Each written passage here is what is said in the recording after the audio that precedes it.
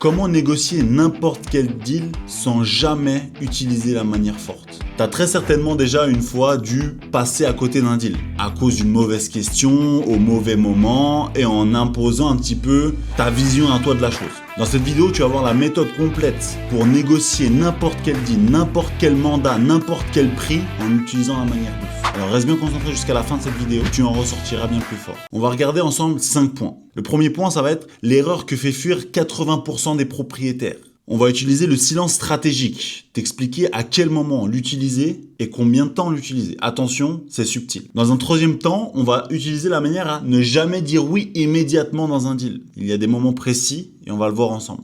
Et le dernier point, c'est ne jamais montrer un état d'urgence. Ça fait fuir les propriétaires et je vais t'expliquer exactement pourquoi. C'est parti. L'erreur qui fait fuir 80% des propriétaires, très souvent, c'est que les personnes arrivent, ils poussent, ils braquent la personne en face, l'interlocuteur. Moi, j'ai une règle qui est très puissante. C'est que lors des 5 premières minutes d'une discussion avec un propriétaire pour une négociation, je fais uniquement poser des questions. Retiens bien ça. Les 5 premières minutes sont là pour uniquement poser des questions. Et ces questions peuvent être comprendre comment ça se fait qu'il ait autant de propriétés? Combien de propriétés a-t-il? Quel est son emploi? Qu'est-ce qu'il fait tous les jours? Est-ce qu'il est entrepreneur? Est-ce qu'il est salarié? Qu'est-ce qu'il fait dans la vie? Est-ce qu'il a des enfants? Pourquoi est-ce que cet appartement-là est vide? Pourquoi est-ce que le locataire est parti? Est-ce qu'il y a des problèmes avec le voisinage? Est-ce que le jardin est traité? Uniquement poser des questions. C'est la règle. Tu poses des questions. Et en fait, ces questions-là, dans un premier temps, déjà vont te permettre de pouvoir comprendre la négociation que tu vas utiliser. Parce qu'une personne qui n'a pas d'urgence à louer, ou alors une personne qui sait que son appartement est tip-top, ne va pas négocier de la même manière qu'une personne qui a un jardin qui n'est pas entretenu. Ou de la personne qui va négocier avec une personne qui sait que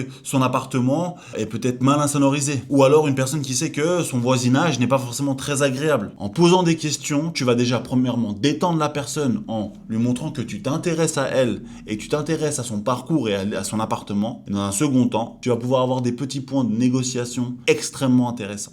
Alors, poser les questions, c'est bien. Poser les bonnes questions, c'est mieux. Mais ce qui est encore mieux, c'est ce que tu vas faire de ces réponses-là. Et c'est exactement ce dont on parlait. Le deuxième point qui est extrêmement important, c'est la stratégie du silence. Souvent, poser une question te met dans l'embarras parce que tu attends une réponse. Et étant donné que tu as peur que la personne soit mal à l'aise de répondre à cette question, eh ben, tu vas surenchérir avec une autre question ou alors répondre à la question toi-même et là, tu casses complètement la négociation. Le deuxième silence qui est extrêmement important, c'est de laisser un silence après la réponse à la question. Pourquoi? Parce que si tu surenchéris directement avec une autre question, montre que tu stresses, montre qu'il y a une certaine soit urgence, soit un stress complet avec la situation. L'avantage que tu vas avoir en laissant un silence après la réponse, c'est que tu vas apporter la possibilité de donner des informations complémentaires. Il y a un chiffre qui est intéressant, c'est que 9 fois sur 10, le silence permet à compléter une réponse. Il y a une phrase que j'aime bien, c'est « Celui qui comble chaque silence perd du pouvoir dans l'échange ». Maîtrise la situation, maîtrise ce qui se passe. Maîtrise aussi ton portefeuille. Si tu veux qu'on ajoute 2 à 5 000 francs par mois de revenus grâce à la sous-location professionnelle, clique sur le premier lien qui est en bio. C'est complètement offert. On se fera un appel, toi et moi, pour discuter de ton projet. On continue avec le point 3. Ne jamais dire oui immédiatement.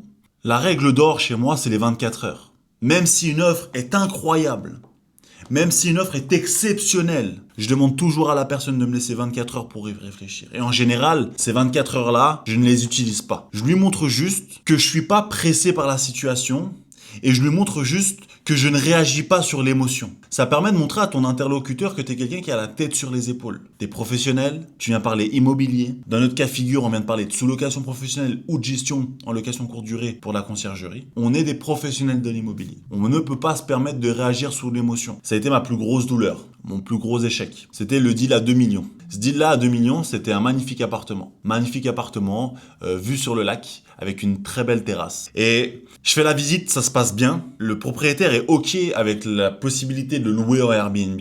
Je me dis, c'est bon, top. Je vais avoir cet appartement-là, il va me générer tellement de cash que je ne saurais plus quoi en faire. Et à la fin de la visite, avant de partir, je lui dis une phrase du style, ouais, faut qu'on finalise ça vite.